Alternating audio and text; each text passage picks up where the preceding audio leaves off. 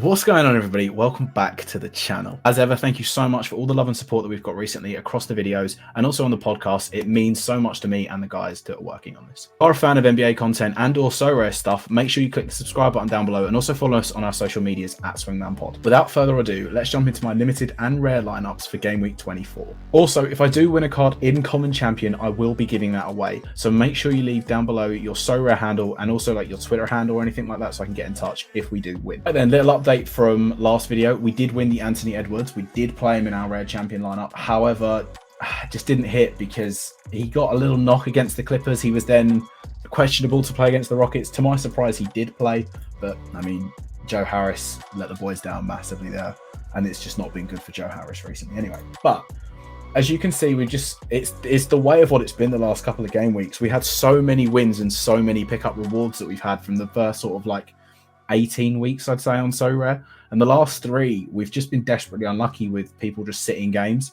Ja Morant was a risk, granted, he had that one game. But, I mean, if not, I would definitely have been within a reward. Vucevic had a 69, Randall had a 55, Duran and 24 from Curry as well. But it's that no game that kills you. It's the same thing on Rare Contender. Trent 44, Grant 32, but Caleb Martin sitting alongside that Nemhard 42 is big, but Caleb Martin sitting both games, which has been the story of Caleb Martin since I bought him, I will say. The gamble on Matisse Thybulle did work out. He put up 27 on an L10 of 8. Scotty Barnes played well, but Shamit and Hield were just too close to their L10s, and same thing with Corey Joseph. So in Limited Contender, it's really, really hard to get a disparity from the rest of the group. So when you have a guy that gets 8 and then people that are around their L10s, you need 5 of them all pushing it. And this might change, but at the moment, the way I'm hearing things and the way I'm reading things is that the Embiid injury isn't massive concern. He's missed 3 in a row now, but it's just soreness.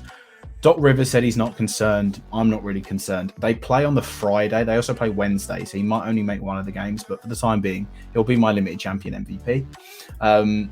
It's a risk. I wouldn't advise it, but it's what I'm going to be doing. Julius Randle, L10 of 56 is high, but obviously this now, I have to play him. He just seems to be putting up 60-point games every night on Sorare as is. I'm going to save Ja Morant for the under 23 lineup. Again, hopefully, if we hear any news closer to lock, then I'll change it. But for the time being, it'll stick. And then to help this work, I wanted to play Scotty Barnes because he plays the Hornets twice, and it's the Hornets. And then to make that work, Grant Williams is in my gallery, has 3 games. I'm fine with playing him. There's a chance that JT or JB might sit, and as such, he'll come in. But for 3 games, one of which is a back-to-back, hopefully he can beat an L10 of 18 by putting up sort of kind of that 27 or that 32 that we've got there. And then, yeah, I had an L10 of 13 left, and to me, it made most sense. I could play David Roddy, but I still think he's bouncing around with the G League stuff. And all right, granted, he looks like he's played the last couple, but I'd rather play Gabe Vincent, who's the backup point guard for the Heat, because if Lowry sits one of these games, then he should see an uptick in minutes. And the Heat are relatively healthy now, bar Caleb Martin. So I wouldn't normally do this, but I'm going to do my under 23 before my contender, purely because of Ja Morant. We'll untick using another lineup here. So we have Ja Morant, we've got Franz Wagner, we've got Jalen Duran. It's not strong that we've got here. I mean, I could go out and buy some. I have spare ETH, but for what limited under 23 pays of 100 off of 4,000 participants, I'm not that fussed for it. We'll throw in Jared Vanderbilt as well, and then we'll throw in David Roddy. So yeah, I mean, I've got 28 L10 remaining. I could go out and pick someone up, but I'm not going to do it for this one-off week. I'm not sure if this is the last limited under 23 week. It could go to limited veterans next, I do believe. But yeah, I wouldn't advise people going out and necessarily buying limited cards to compete in this competition, if I'm being completely honest. Right then, for limited contender, I will be playing Dylan Brooks. That is a lock for me this week. The 2 games that they've got, he's got a decent L10 of 23, 2 games against the Spurs as well. It's a no-brainer for me. Laundry Shamit's a tough one. He will be starting, but I think he's now peaking at his L10. I think it'll increase as well because of those 40-point games that he had on Sorare. But 27 isn't an attractive L10 for Shamit. These 2 are not relatively typical performances. That was a career high points, and Shamit's 25. So I'm going to, for now, leave him. Buddy Hield is a 1 game I'm not big on. Vucevic did have that 69 or 64 point game, but that was against the Knicks that were struggling with rebounds anyway. Not the Knicks, the Sixers, sorry, that were struggling without Embiid on boards.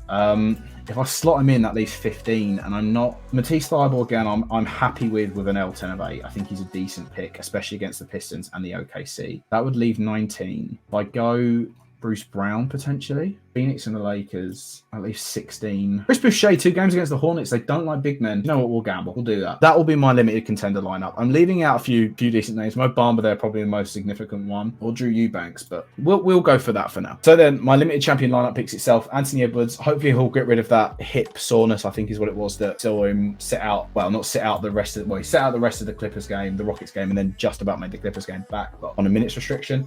That did surprise me that he played, but it's encouraging to see, is what I'd say. He'll be my MVP. Jaylen Brown's the second guy. 3 games this week. I've trained him up, so he's at an 18% now. He'll probably sit the last game, is what I would suggest, or maybe JT will sit the Pelican game and he'll play the Nets and vice versa. But I would imagine that maybe both of them sit one of these games and so on and so forth, because 3 games in that short week, I'd be quite surprised if all of them play. Next up will be Jeremy Grant, 35 L10. I won him a couple of weeks back. Solid output performer. He has the scope and the ceiling to go above it, but the floor should be relatively stable for Jeremy Grant. So that leaves me with an L10 of 21 left for 2 positions. Now, Dwight Powell doesn't do anything for my gallery because I could put Mikal Bridges in there, but there's an L10 of 2 there that I'm missing. I would advise you always try and optimize it. You can also go with your gut feeling. If you think Dwight Powell and Mikal Bridges work together, then that's what you should go with, absolutely. But I always look to see if I can find a better solution. So if I throw Mikal Bridges into this lineup, I'm very happy with the 4 guys here, and it leaves me with an L10 of 17. So if I do what I would advise all of you guys to do and jump onto Sorare data, and you can scroll through their game week center projections, make sure that you're on the correct game week, which is 24 for us. You put down the max L10 to whatever you have left in your cap space, and then you can see all of the guys that you could choose from. So scrolling down some of these, Kobe White's a nice pick, but he's massively inflated in price for me this week. He's normally around the £50 mark. He's at 110 as his cheapest offer. I'm not looking to do that. Scrolling down some of them, someone that I was looking at a couple of weeks ago was Corey Kispert of the Wizards.